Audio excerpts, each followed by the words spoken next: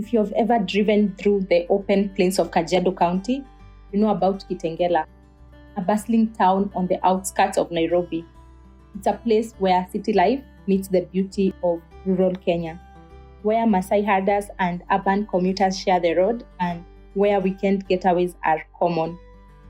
Today, I want to tell you the story of 4 young men, 4 lives cut short in Kitengela by a tragic misunderstanding. This is the story of the Kitengela 4. Welcome to the Crime Gist. My name is Damisa. First, it's important to note that the term Kitengela 4 has been used in different contexts, sometimes causing confusion. In April of 2021, another set of 4 friends were also referred to as the Kitengela 4 after they went missing and were later discovered murdered when their bodies were found in different morgues. But that is a case for another day. Today's case is a lynching case involving 4 young men, 2 of whom were brothers. These are 2 distinct incidents, though both have contributed to the notoriety of Kitengela as a hotspot for mysterious and violent crimes. For purposes of this story, let's start by meeting the main characters. First was Frederick Mureithi Wanjiru, 30 years old and the eldest of the group. He was known to be a responsible, hardworking man, always looking out for his younger brother. Fred had a steady job in Nairobi as a sound engineer. Being the eldest of 2, his family entrusted him to lead by example. His younger brother, Victor Mwangi Wanjiru, was about to turn 26 that year. Victor was the life of the party, always ready for an adventure. He ran a graphics and design shop in Nairobi CBD. The 2 brothers lived in Syokimau.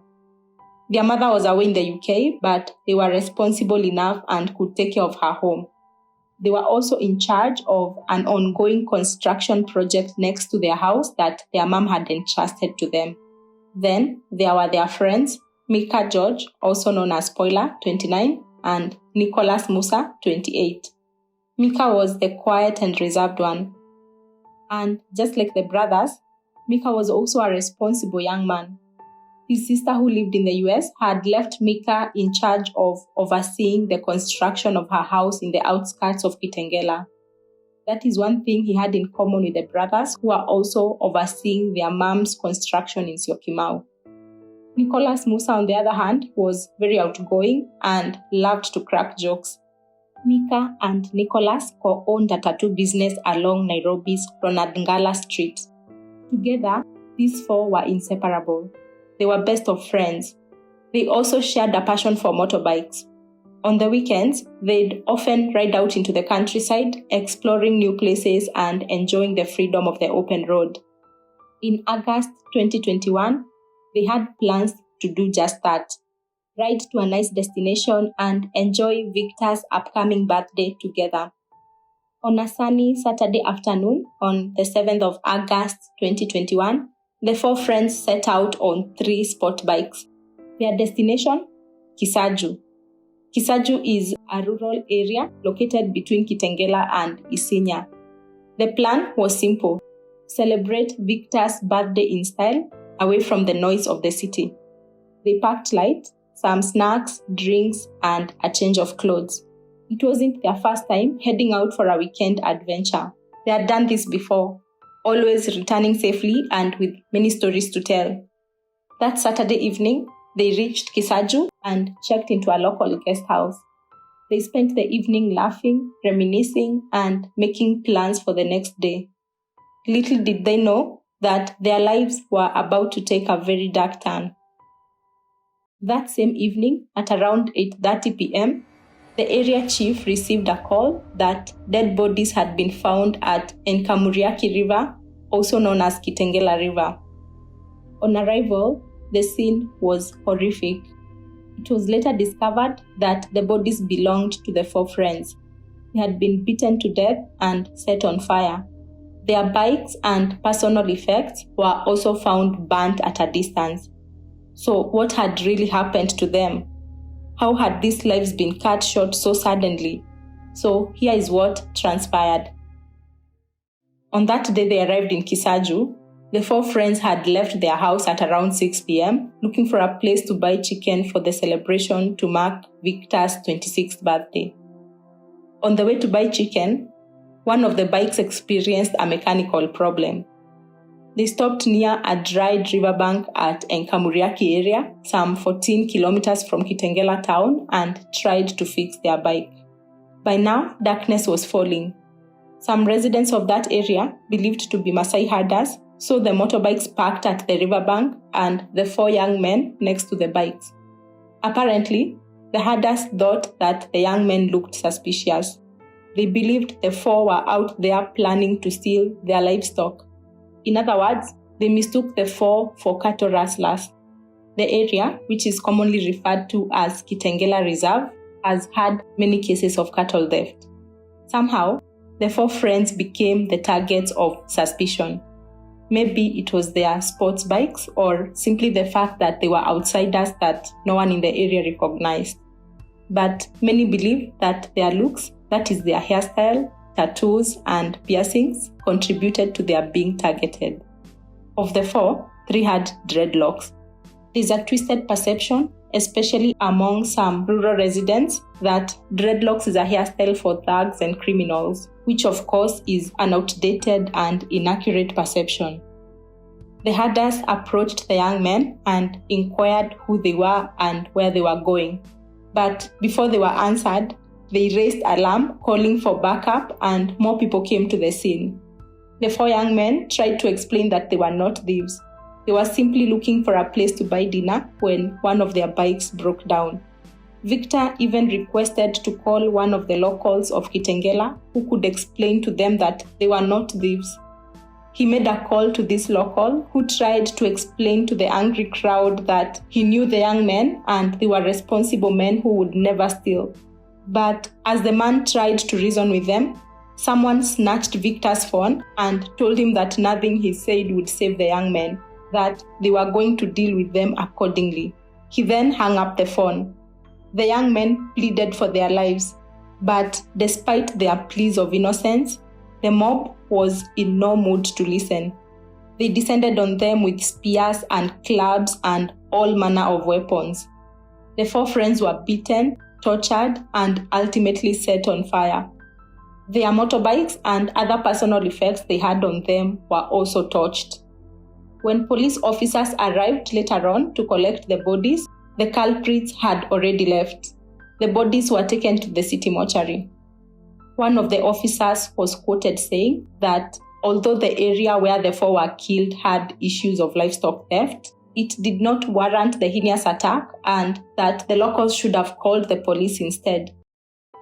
The brothers, Frederick Mureithi and Victor Mwangi, had 1 child each.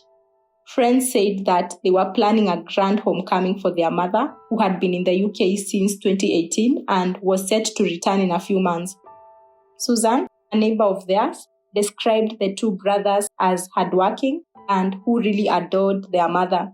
The 2 were her only kids, and now both were gone, their lives taken in such a brutal manner.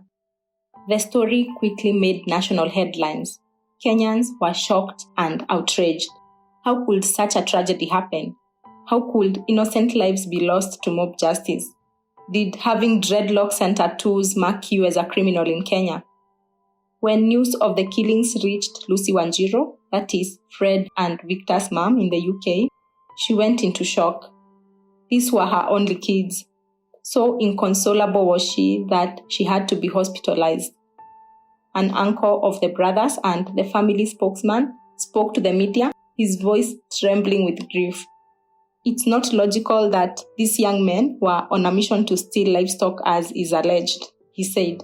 It's not the first time they visited the area for fun. He insisted that they had no reason to steal.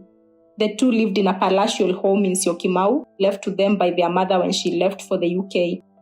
They were also working, and on top of that, their mother always supported them financially. He added that the young men loved speed motorcycles, and sometimes they would ride to go party during the weekend, which is normal for young people. To honor their memories, on August 15, 2021, the The Private Bikers Association of Kenya held peaceful demonstrations in demand for justice for the 4 young lives. Their families also held vigils in which they called for justice. A postmortem examination on the bodies done on August 12 showed that they were repeatedly hit on the head with multiple blunt objects, rupturing their soft tissues. The injuries inflicted caused internal bleeding in the brain tissues. Victor Mwangi's chest also bore extensive bruises, suggesting that he endured merciless beating and was being dragged on the ground with his chest down. There were also cuts on the forehead, ranging between 4 and 7 centimeters. The DCI launched a full-scale probe. Detectives combed through the crime scene, interviewed witnesses, and collected evidence. The pressure was on. The public wanted answers, and the families wanted justice. Within days, the DCI announced a breakthrough. Benson Melonye Olemongai, a 40-year-old man, was arrested at his hideout in Kitengela town. Olemongai was identified as the prime suspect, believed to have masterminded the lynching. He was held in custody to assist with further investigations. Detectives continued to pursue other suspects, but Olemongai was their main focus. The families of the deceased said that the suspect could not have killed the 4 men by himself and urged the DCI to find and bring to book all those involved in their murders. Meanwhile, the main suspect, Benson Olemongai, was charged with murder. He pleaded not guilty, claiming he was not present at the scene. His defense team argued that he was being scapegoated, that the real perpetrators were still at large. As the case moved to court, the families as well as the public waited anxiously for justice.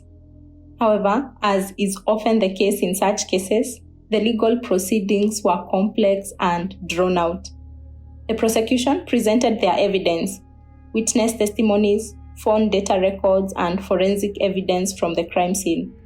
They accused Olemongai of being the man who violently snatched Victor's phone and told the local on the other end that they were going to deal with the young men mercilessly. The man in question gave his testimony to this effect. He said that he knew Olemongai well and recognized his voice as the one who spoke to him on the phone, threatening to deal with the 4 friends. This guy was the prosecution's star witness against Olemongai. Phone data records showed that Olemongai moved through Kajiado area throughout the day, but at some point at 6 p.m., his phone pinged around the same place where the victims were found murdered. It was believed that he led and coordinated the killing of the 4. The defense team argued that the evidence was purely circumstantial, that there was no direct proof linking Olemongai to the killings. They pointed to inconsistencies in the witness testimonies and questioned the reliability of the phone data records. The prosecution, however, remained confident.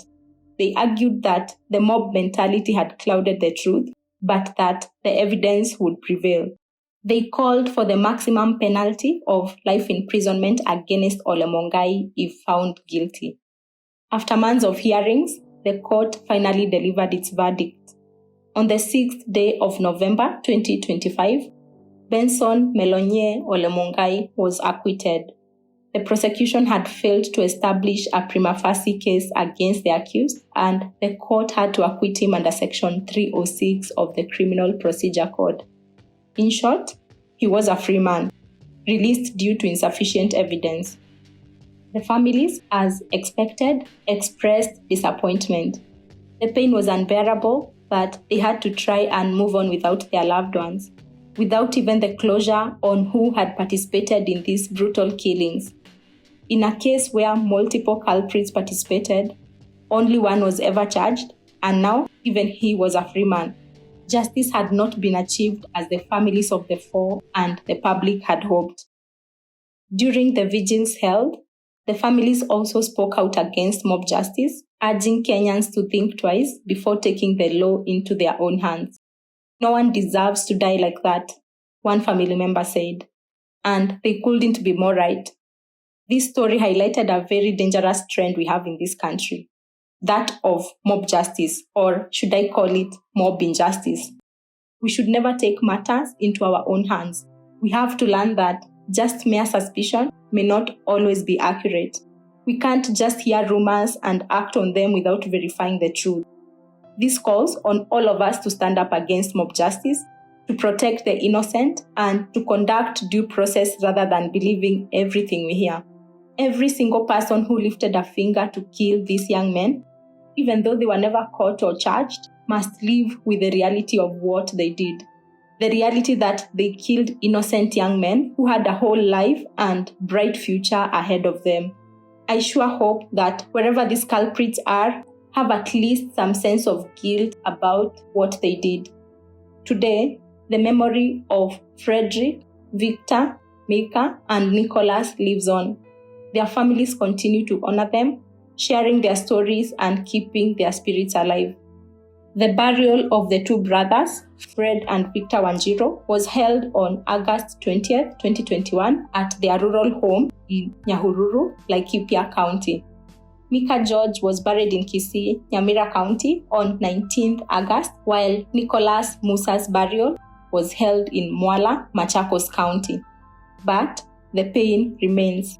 The loss of these 4 lives is a wound that may never heal. As I wrap up this story, I want to leave you with food for thought. What can we as a society do to prevent such tragedies in the future? How can we as a society ensure that justice is served without resorting to violence? Please share your thoughts on that. Thank you for watching. If you found this story moving, please share it with others. Let's keep the memory of the Kitengela 4 alive, and let's work towards a future where such tragedies never happen again. See you right here on the next one.